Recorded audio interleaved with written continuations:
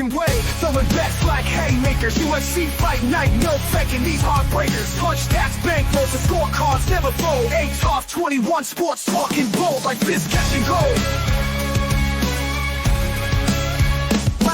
Erik saying underdogs got swagger.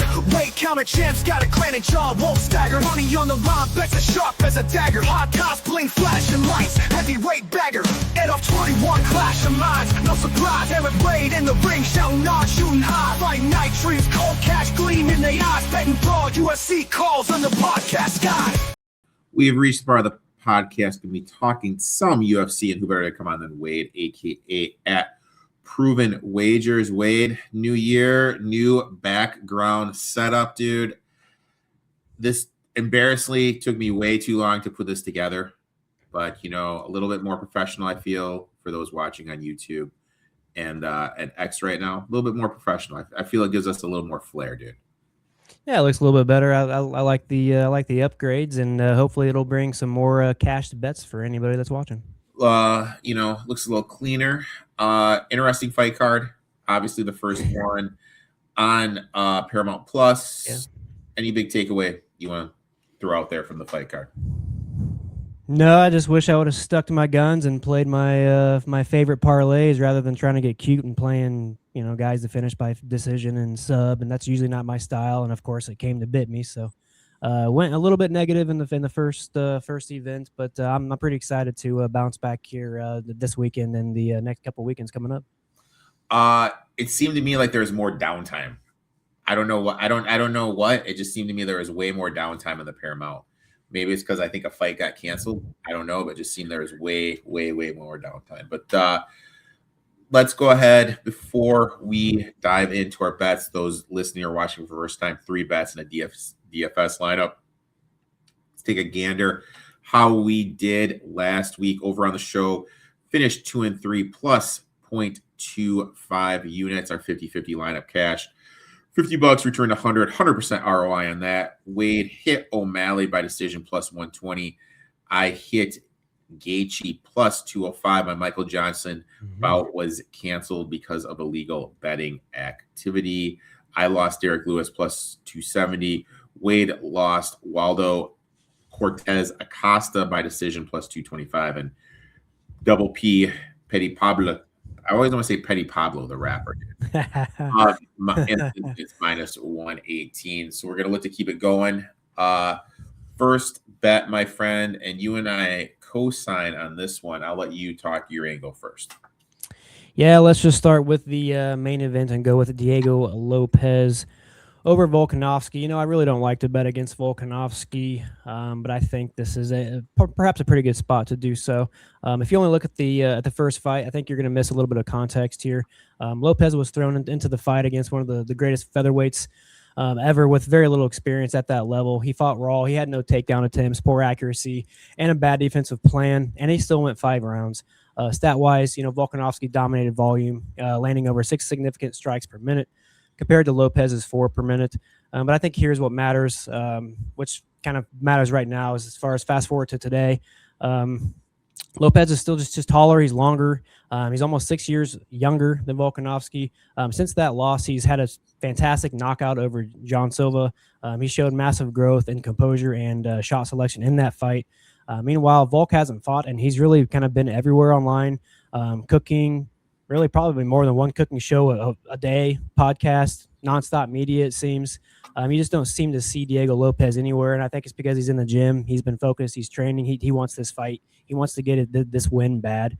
You know, Volkanovski still wins minutes. You know, he lands more, absorbs far less damage per minute, but I just think Lopez doesn't need minutes. I think he can have big enough moments. If it does go to a decision, perhaps they'll give it to him by winning enough big moments. But I think he has a good shot to win this fight by finish. I think he has a good chance to give Volkanovski his 3rd knockout in 4 fights. He's just getting up there in age. It's hard to go against him, but I just got to take Lopez at plus 133 odds here. Yeah, I totally agree. In the first meeting, Volkov won a clear decision, leaning heavily on wrestling and pace, but this fight wasn't without danger. Lopez hurt Volky early. It showed just how quickly he can change a fight in one moment. Since then, Lopez has made it clear He's adjusted, better distant management, sharper takedown defense, more disciplined scrambles, and that matters because Volkanovski is now 37, coming off years of high-level wars, recent knockouts. Lopez is a finisher. 11 of his wins have come inside the distance. Dangerous everywhere, heavy hands, aggressive submission, chaos in transitions. If this fight stays standing for extended stretches, Lopez has a real path to ending it. Volkanovski will want to wrestle and grind, but Lopez has shown real growth against grapplers. Pressure fights in front of a home crowd can create mistakes. At plus money, you're buying into a clear path upset, an early knockdown mid-fight. Volkanovski, look, he's a safer pick. I get it. But I just think Lopez is going to be able to exploit this age. In this weigh-in, Volkanovski looked old, man. He looked as old as me. He looked like he aged like a motherfucker. And I'm going to take the stand-up game. I think Lopez is going to be able to take it up. He's got the power. He's got the aggressive. I'll take Lopez here, plus 133. Now we are going head-to-head, my friend. Yeah, I think for the show context, we didn't used to go against each other as much, and if we're going to start keeping these records, we're going to have to talk a little bit more before the show and try to avoid going against each other so we can give everybody more wins. This is a tough fight. Maybe one that everybody might just want to stay off of. It's really hard to predict a winner in this fight between Mauricio Rufy and Rafael Fiziev.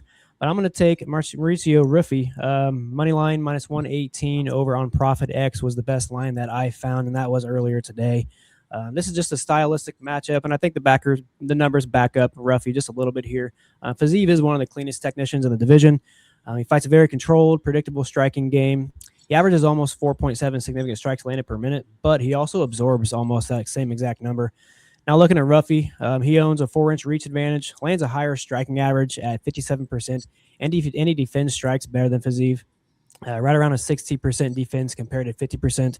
He throws less volume, but he gets hit less and lands cleaner. Here's the key to the fight. I think it's almost certainly staying on the feet. Neither guy is a submission threat. And while Fiziev does average under one takedown per 15 minutes, Rufy has shown he's got a strong enough takedown defense. I think he can thrive in that matchup and keep it standing at range. I think this just becomes a long technical striking battle. And I'm just going to go with the longer fighter. I think he's got real knockout upside here. I don't think a knockout's going to happen. I think this fight's going to go to a decision. But I think Rufy is just going to have the big enough moments. I think he's going to be able to stay a little bit cleaner on the defensive side. And I just got to land on him to get back on his feet and get a W. I am going the opposite way. I am going to take my boy Rafael at plus 105, proven commodity in the lightweight division from 2019 to 2020, 6 straight before running into Gaethje, Gamarov, and only one of those losses came after a serious knee injury.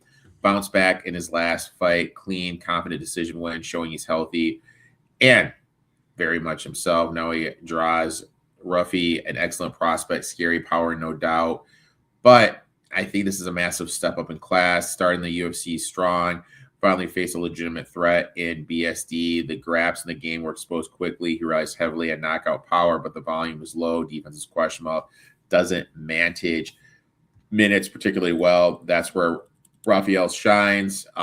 His fight again is he fights with a Volkanovski style approach, volume over power, elite kickboxing fundamentals, constantly movement, excellent takedown defense. He throws a ton of leg kicks, keeps opponents off balance, forces them to work for every clean look over 3 rounds that matters. Yes, Rufy has the size, the reach, has fighting power, but in a 15-minute fight, I'm going to trust Rufy's cardio, shot selection, experience against elite lightweights far more than Rufy landing one of those perfect shots. This line is basically a pick 'em. I think it underrates the resume. As long as he avoids the early bombs, he should win some minutes. And look, I think one of the big things that people don't talk about here is Rufy is a fight nerd. He left the fighting nerds to trade with Volkanovski for this fight. So he's not going to be trading in that camp. And I'll go ahead and I'll say it. I think all the fighting nerds are a little overrated.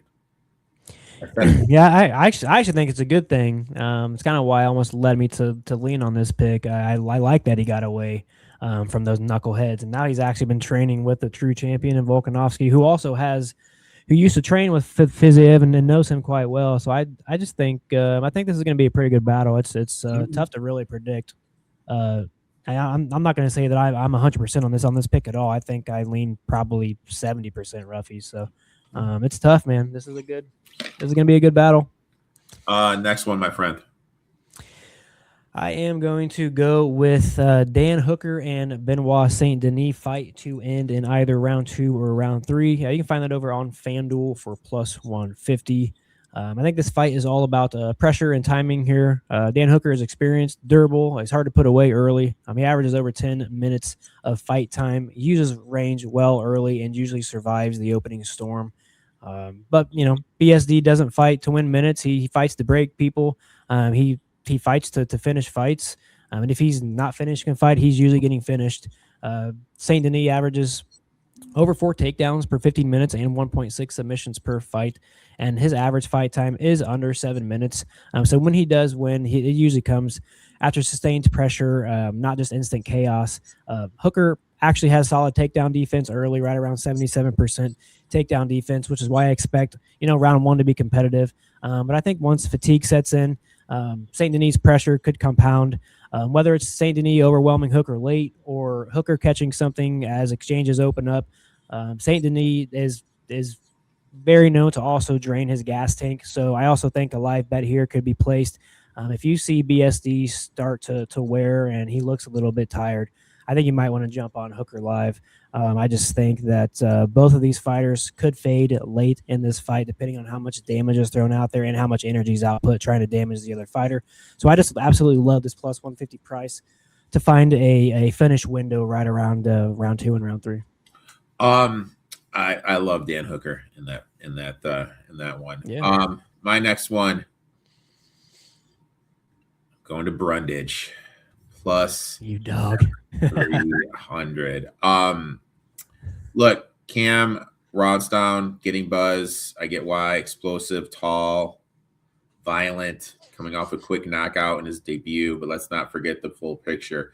Was badly out wrestled on the Contender Series the first time around, and while he did rebound with a fast KO later, the fight never left the feeling out stage. We still haven't seen him deal with sustained pressure, extend grappling at the UFC level. That's where Brundage comes in. Isn't flashy, but he's battle tested since 2021. He's been in the octagon more than a dozen times, real competition. Went up against Bo Nichols. He understands how to fight with a plan. And when things get weird, he doesn't panic. And let's be honest, his fights always fucking get weird. Thrives in chaos, has real wrestling upside, and that matters against Brownstein's takedown defense. It's just 28%. If Cody commits to containing takedowns and making this an ugly, he can absolutely swing this fight. And even on his feet, Brownstein has had the habit of extending one hand, backing straight out. This is something Brundage can time and counter with power. Brundage is better than people give him credit for. Hits hard, dangerous in scrambles. He is more experienced in high pressure moments. And at this number, you're getting paid for volatility. And this fight has so much of that written all over it. Brundage is a live dog here. We're getting 3-1 on this fight, dude. Come on, man. Anything over 3-1, anything over plus 250. This is just the bet for me on Mr. Brundage. Let's go ahead and let's bring up the old DFS. Boom, boom, boom, boom. And let's see what we're working with here. I already put in Diego Lopez. We both like Lopez. I put Lopez in. The only fight I really have, and I didn't put this one. I like Brian Alcalina. I like him a lot. I think he wins by knockout. How do you feel about Brian?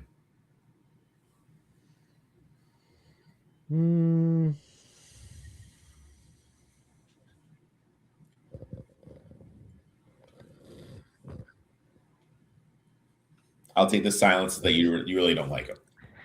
Maybe. No, just maybe. Put him in there and we'll see what or I think he's too pricey for Okay. I don't like his price, but yeah, we'll just see what how the lineup shapes up. Maybe we'll like somebody else, swap him out later. I don't know. Okay.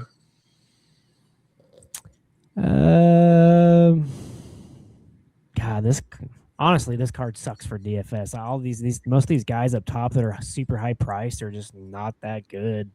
Yeah. They're also inexperienced. Brundage 69. No way. Get out of there. I can't. Brundage 6,900. I can't. No, there's no way. There's no way. There's no way. I want it to happen for all of us. I'm stuck on this one. I have a DFS lineup I gave out in my article that I was going to tell everybody to go check out. I don't know. It's tough. Teixeira, what do you I like Teixeira. I know everybody and their mother loves him. And I know Tuivasa has lost 5, 6 in a row, whatever, and he just looks terrible. I have a hard time believing he's not going to come out and make this a dogfight, and I just don't know. I would not be shocked if Teixeira loses. I put him in my DFS lineup. I just hate the 91. It's just what about Hooker? I know everybody thinks he's going to get a first round knockout. What about Hooker? Mike, all right, so fuck. That's a struggle because my play on the second and third round is in hopes that he actually finishes BSD because I just have a hard time believing Hooker's going to get finished at home. Okay, so let's go with Hooker. I mean, I like. So, but if he loses, does he get how many points will he give us if he loses a close decision? You know what I mean? Like, yeah.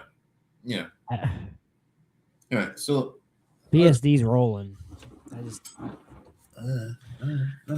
God, Hooker's at that stage. Like he just doesn't have. I don't know how many more fights he has left, dude. Can't play any of these no-name guys. Let's just waste our card. What about Salkatid? Yeah, I mean, I put him and Teixeira in mine. They're just so expensive. They blow your card up. The one thing that scares me with that again is you got Malarkey who's super experienced, but I just think he's coming in the fight at short notice too, man. Yeah, short notice. Salkid should run right through him. Should be a finish. Probably won't be. You like Roofy? Oh, I like Rafe. Yeah. I forgot about Elliott. I think Elliott's a sneaky dog this week. He's cheaper. Elliott. Okay, so we go. That's how I feel about that. I know Milclaff's he's tough. We're up to 89.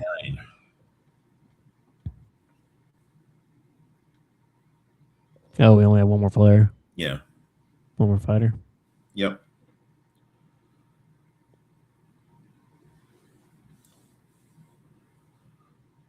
This is where I pivot and I'm like, I want to drop Elikana, put Teixeira in there, see what happens.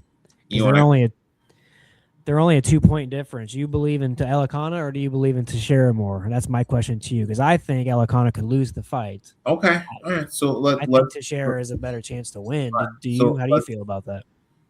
Let's put in Teixeira, and then where do you want to go? Too bad we can't get Elikana back in there. What if we drop Elliott and put Elikana in there? Drop Elliott. Because we know the Tafas are trash. They're. So we're at 7,600. Brundage. Just fucking do it, dude. God damn you. Yes. Yes. We got Lopez, Teixeira, Hooker. I want to be rooting for Brundage now. God damn. Brundage, Alcalea, and Sanquit.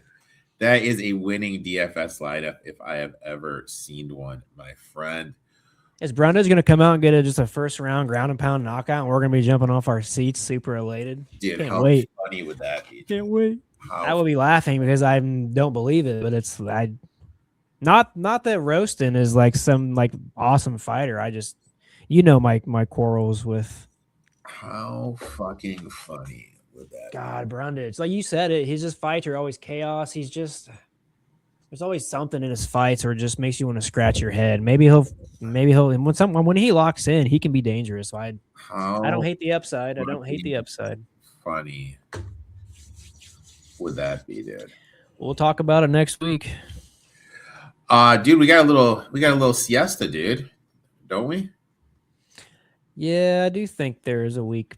Is there a week break? A little siesta. The next UFC card. Oh no, the 7th. So that is next week.